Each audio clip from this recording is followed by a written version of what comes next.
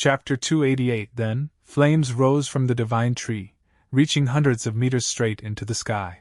Not only that, but it also quickly spread out in concentric circles. Now, there is no doubt, the patterns on these stones are indeed a magic formation, and this is a fire formation. Speaking a bit about magic formations within the magic system, they are a type of magic that borrows the power of nature, heaven, and earth, making the spiritual energy generated by a formation tens to hundreds of thousands of times greater than what an individual can achieve. Usually, large-scale formations require multiple individuals to carry them out together. Amazing! The divine tree laughed heartily, feeling overjoyed. This was incredible news. As long as it's a magic formation, the divine tree will delve deep into researching it, and afterward, an even stronger formation will be created. What the divine tree didn't know was that at this moment, some elves were being drawn to the divine tree's fiery spiritual energy. However, the silent beings appearing didn't reveal which side they were on, good or evil. And here is Yule's space rift generator. Since receiving the mission to carry out the plan of interdimensional travel, Yule had devoted all his efforts to it, moving back and forth between the floating city and the research center on the moon, becoming one of the busiest individuals, and also one of the most endangered.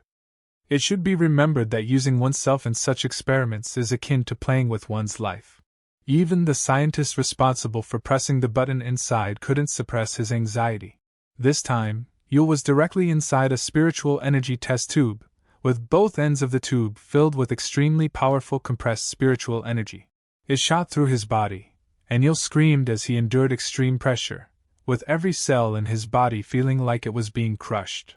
If it were an ordinary person, they would have long since been blasted into dust. Once again, I must emphasize that Yule is still the strongest man among humans. The bald-headed scientist could only grit his teeth, praying for their experiment's success. At this rate, even a deity inside would perish. Suddenly, there was a change within the large test tube space. The spiritual energy, instead of scattering as before, now gathered together, forming and stabilizing, gently swirling toward the center of the circle behind Yule. Amazing! It worked! Their experiment had finally succeeded. Yule panted heavily and turned to look. At long last, the problem of interdimensional travel had been solved. But then, the blue spiritual energy turned red, and Yule was shocked, not knowing what was happening. At the same time, on Earth, a massive space rift appeared in the sky. The curious people were immediately drawn to it, looking up and wondering if the sky had really cracked open. Back to the divine tree, the fire magic formation was still being set up by the divine tree, with flames reaching hundreds of meters high. Shortly after, the divine tree sensed several intruders entering its territory. The divine tree turned to warn Panis about the enemy's presence. Panis heard and instantly knew what needed to be done. In the quiet night forest, 4 figures stood on the ground, silently waiting. These elves had pure white eyes, clearly manipulated by those alien creatures. Damn it, it's not just 4, but an entire army of dark elf warriors, silently moving like ghosts. The divine tree subtly concealed its presence, hiding behind the bushes to observe, wondering if it had been detected.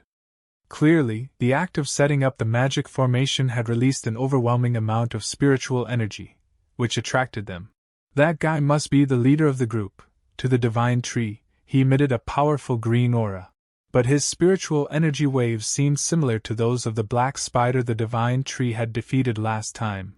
Alright, the divine tree decided to unleash the kingdom of darkness, intending to capture this leader and interrogate him. Darkness quickly enveloped everything around, and by the time the dark elves noticed, it was too late. The leader was confused as to why everyone had suddenly abandoned him, and the sky had turned pitch black. He could barely see his own feet. Then, a damaged tree root tightly wrapped around him. Any entity attacked by this move would be isolated, their consciousness falling into a stupor, allowing the divine tree to act freely without the dream god detecting him. The divine tree then forced his victim into a blood contract. It was despicable. The poor victim could only mutter incoherently, completely unaware. Then, he opened his eyes, which now glowed bright green, showing he was under the divine tree's control. The divine tree began his interrogation, asking the elf what he was doing here. The elf immediately responded that they had detected abnormal spiritual energy in the area and decided to investigate if there was any suspicious activity. The divine tree then asked why he had the aura of an alien creature. However, he didn't understand what alien meant, only saying that this was the power bestowed upon him by his god. Wow, this statement left the divine tree astonished. What a despicable group of charlatans, daring to claim their species as divine beings. Meanwhile, the guy kept rambling, saying that their god had given them power to carry out their plans. Alright, the divine tree asked about their plans. And so, the guy confessed everything, including their plan to attack Earth. Back to the space rifts in the sky over Earth. This scene was immediately captured by people on their phones and shared across the internet, once again creating a storm of public opinion. But the sight that followed was even more terrifying. From those space rifts, the first creatures began to appear. Golden armored elf warriors emerged, floating in the sky, and their leader was a transcendent of the Fourth Order. They were immediately targeted by professional cameramen, with the MC girl urging her team to make sure not to miss a single face. And so, these mysterious creatures were broadcast to the entire world. People began to realize that the figure resembled an elf from fantasy worlds. And could that circle behind him be a portal to another world? Then, the elf leader flashed a friendly smile at humanity, signaling that the conquest would officially begin. According to the elf, the divine tree of this world had issued the attack command last month, and at their current pace, they might have already reached Earth. The divine tree asked further about the number of enemy forces this time. The elf replied that 100 elves had been sent, with 10 of them being Fourth Order elves. These were the high priests of the elf race, and as soon as they descended to Earth, they began their rampage, harvesting lives and collecting heads. It was shocking that the elves, a species known for their love of nature and peacefulness, were now acting like demons. Chapter 288 ends here. See you tomorrow.